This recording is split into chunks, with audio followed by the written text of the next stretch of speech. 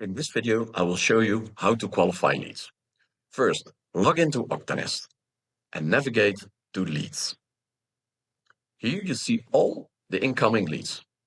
You can filter by status, qualified 1, or them all, or filter by a specific field.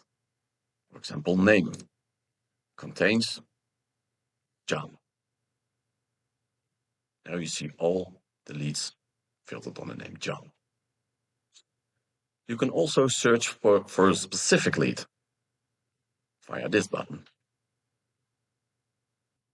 Once you find the lead you want to review, you can start qualifying.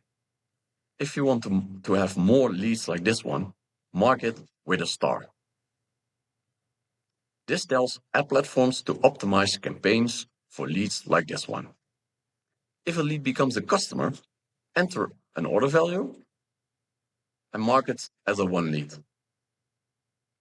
This data will also be sent back to your ad platforms for further optimizing.